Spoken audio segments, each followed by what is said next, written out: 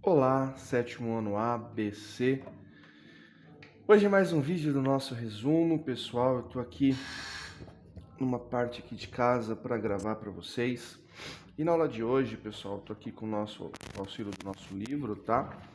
Nós vamos falar um pouquinho sobre o Henrique VIII, né? Um resumo que nós fizemos, ainda falando sobre a religião anglicana, ainda falando um pouquinho sobre as discussões que nós vamos ter sobre principalmente as reformas da religião, as reformas da igreja, né? Nós precisamos lembrar, pessoal, que até a reforma de Lutero, a Igreja Católica, ela nunca tinha tido uma, uma contradição tão forte, que vai envolver pessoas, inclusive, dentro da política. Tudo bem? Nós estamos trabalhando ainda com a Igreja Católica dominando o cenário, né? Nós vamos ter figuras importantes dentro da Igreja Católica, mas o senhor Martinho Lutero, né? Ele vai aí dentro do contexto histórico e político, ele vai ser uma das primeiras pessoas a terem sucesso, tá?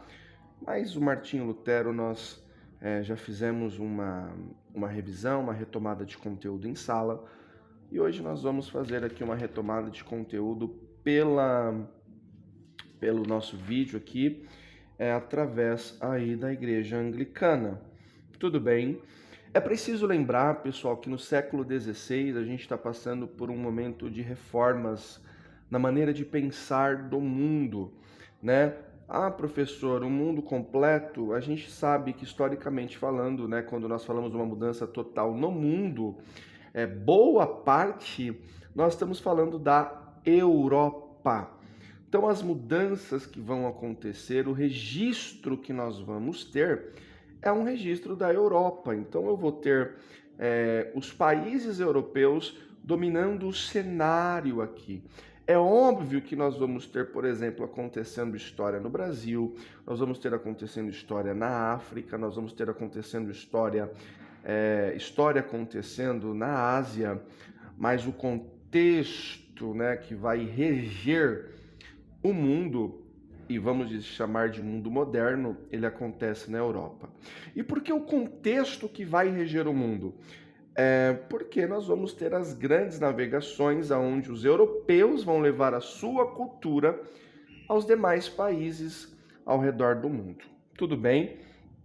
Então a gente precisa entender algumas coisas. Primeiro é que o século XVI, o rei da Inglaterra era o rei chamado Henrique VIII, né? E o Henrique VIII, a gente precisa falar um pouquinho sobre o reinado dele. Primeiro, ele pega um reino cheio de dívidas. Segundo, ele não tem um filho homem que possa ocupar o trono se ele morresse. Até o presente momento, né, naquela época onde ele vai se tornar historicamente ainda mais importante, ele não tinha tido um herdeiro homem. Professor, por que? Qual é a importância disso?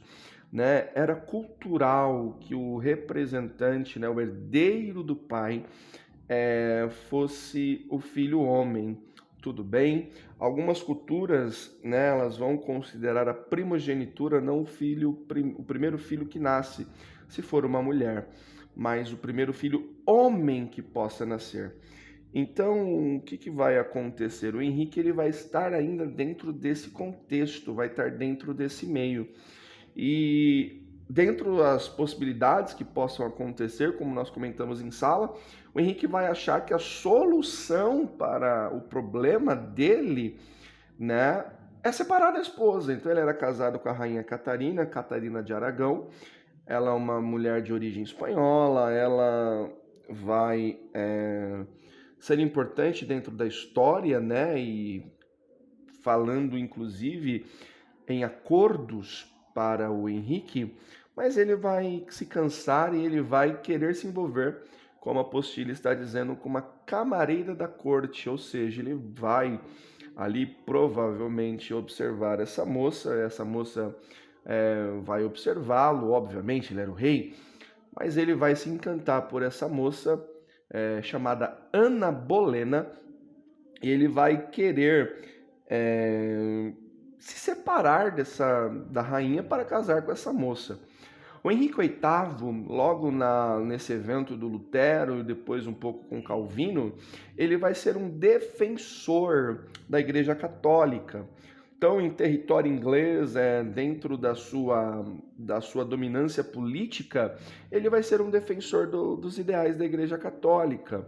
Então, ele vai falar, por exemplo, olha, vocês não podem romper com a Igreja Católica, porque a Igreja Católica é a verdadeira religião, e ele vai gerar esses problemas, né, para ele, e ele vai, acredito eu, vamos pensar, né, que ele talvez estivesse pensando naquela, quando eu precisar do Papa, quando eu precisar do Bispo, uma mão vai lavar a outra e está tudo certo. Ele envia o pedido de divórcio, né, porque a Igreja Católica, eu acredito que até hoje, né, se não me engano, não, até hoje, nós não podemos divorciar e casar novamente dentro da igreja, né? Porque dentro do credo, ou seja, dentro daquilo que a Igreja Católica ela acredita, o casamento ele é indissolúvel. Então você se separa, você não pode casar novamente. É óbvio que nós vamos ter algumas exceções. Se eu não me engano, a exceção é o divórcio pela traição. E não é que a igreja apoia, mas tem dentro da Bíblia uma prerrogativa que Jesus vai dizer, né? E eles acreditam nisso. Então, o que vai acontecer? A igreja vai dizer não para o Henrique. Não, você casou com a dona Catarina, você casou com a rainha Catarina, você permaneça com ela. E ele vai ficar indignado, né? Então, ele achou que seria apoiado pela igreja. Talvez ele achou que teria a igreja fazendo a vontade dele. A igreja vai falar não, não, não, não, não. E ele vai romper com a Igreja Católica. Quando ele rompe com a Igreja Católica, ele rompe politicamente, ele rompe a religião, e ele vai fundar a religião que hoje nós conhecemos como a religião anglicana. Então, o que vai acontecer? Ele vai criar a igreja, vai convocar a todos para estar com ele, e dentro dessa igreja ele é o Senhor responsável. Então, até hoje, dentro da igreja anglicana, quem manda é o rei da Inglaterra ou a rainha, tá? Então, o que vai acontecer? Ele vai criar uma série de leis dentro dessa igreja anglicana, e essa igreja anglicana, ele vai se divorciar da Catarina, vai se casar com Ana Bolena. Né? Como o nosso assunto não é a vida de Henrique VIII, mas a igreja, a gente vai deixar um pouquinho como foi o casamento dele, né, com a Ana Bolena, e vamos partir para a relação que ele teve com a igreja, né? Então, o que vai acontecer? Ele vai, além de romper com a Igreja Católica, todas as igrejas católicas que tinham seus templos na Inglaterra ou em qualquer lugar do Reino Unido vai ser confiscado e vai se tornar um templo da Igreja Anglicana. Uma das coisas que ele vai fazer também é a questão que nós vamos chamar da situação dos mosteiros. Por quê? Ele vai tomar o lugar onde eram os mosteiros, ele vai perseguir quem é o adversário dele, quem não concorda com isso, né? Ele vai confiscar os mosteiros por controle real. O mosteiro é um lugar onde vai formar os monges, né?